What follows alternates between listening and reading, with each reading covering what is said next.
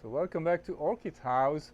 I'm Olivier in Fort Lauderdale, and this is the magnificent Cattleya tigrina, also known as leopoldii.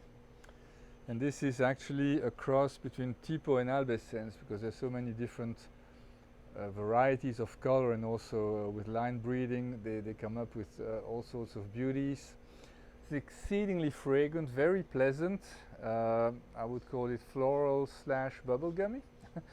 You have 16 flowers here. They are a little crowded. That's the only issue with this plant for the presentation.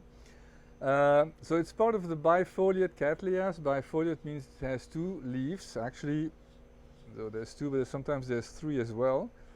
And the bifoliate Cattleyas are exceedingly sensitive to repotting at the wrong time. You have to repot them when there's new active root growth, and if you don't, usually you kill them, at least the species. That's how sensitive they are.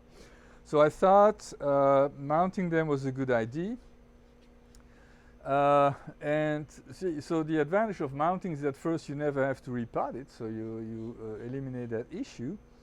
And also it's impossible to overwater them, because Cattleyas, if you're familiar with them, they need to dry out every time between waterings. You can't keep them wet at all times, so they can rot. So this takes care of that problem.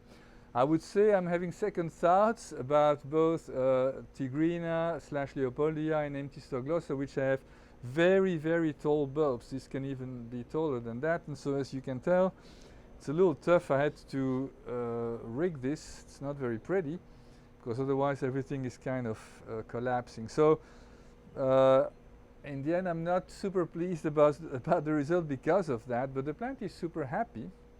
So this girl gets a lot of direct sunlight in the morning and then in the afternoon, and I would say it's probably like maybe 2 hours in the morning and another 3 in the afternoon. Because it's mounted, I water it every day. I mean, that's a necessity. For a little while I wasn't watering enough, and so it was suffering a little bit, so it needs water every day. If you are potting it, like this one that I'm going to talk about next, so these ones always have to dry out in between watering, and they are also supposed to have kind of a semi-rest, a lot less watering after the flowering. So tigrina, it's always around June, May, June that they bloom. This is mid-June, so that makes sense. Fertilizing normal schedule, nothing special over there. And yeah, I mean, these flowers are spectacular. Now, a word about the name, so tigrina leopoldii. Today it's really called tigrina, that's the accepted name, but if you buy it from South American vendors, it's a Brazilian species, they usually still sell it as leopoldii, because that was the name that was in use for a long time. So why the confusion?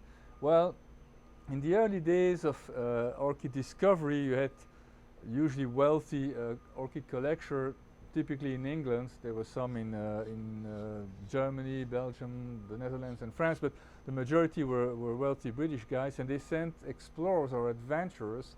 Some of them got killed or had accidents, and 2 different guys may have or have at times discovered the same plant and then brought it back, and then it was registered under 2 different names. And sometimes it took a long time to realize that the 2 different names actually refer to the same plant. And then the rule, which cannot be escaped, is that the earliest name is the one that prevails. So I'm not exactly sure when they discovered it should have been tigrina, but I think it's not that long ago, so it's probably, because this dates back 1848, 1854 I believe, so it's a long time ago. But eventually people realized this is really the same plant, and so today it's supposed to be called tigrina.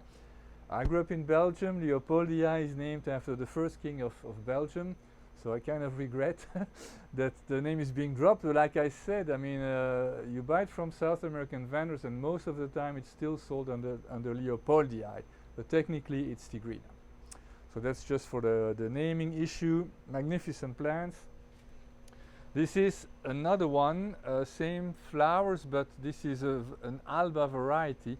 And while Alba means white, and in many genera, an Alba form is a white flower.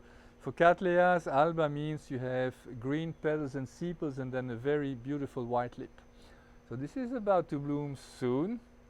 It has a lot less flowers than the other one. It's a more recent plant. But it's going to be spectacular and the fragrance is going to be identical. This one is spotted, so it doesn't get watered every day, of course. And I'm supposed to water it less after the blooming, which is going to be shortly.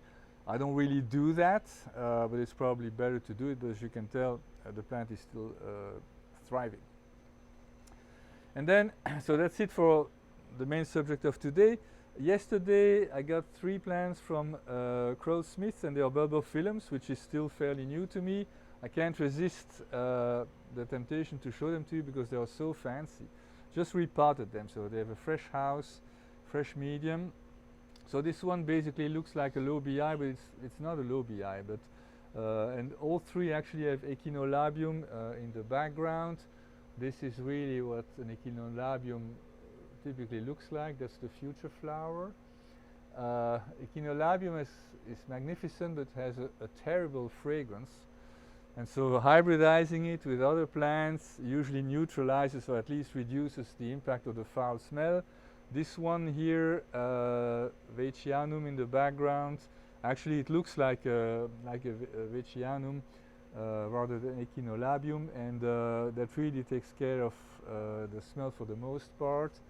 This one, let me check, so this one is actually 75% echinolabium, so you would think it would still smell the same way, but it has 2 species in the background, I forgot the name, Van Vurenai, and then Mandibulare, and those have either no fragrance or very little fragrance, and the result is pretty good. It doesn't smell too bad at all. And then the last one here is Nelson Viera, and this one is 50% echinolabium. Romyi is the second one, and this one is not as, I mean the fragrance is not that pleasant, but the good news is you really have to put your nose on top of the flower to smell it. So still a very fancy and pretty flower. So I'm not going to really talk too much. It's still new to me, but all these flowers here, all these plants are going to have to need a lot of water. Yeah, tougher leaves, they say you need a little bit more light. So I have to figure out the light level. Initially I'm going to give them a relatively low light level and maybe increase if needed. So that's it for today. Thank you very much, and I will see you next time. Bye-bye.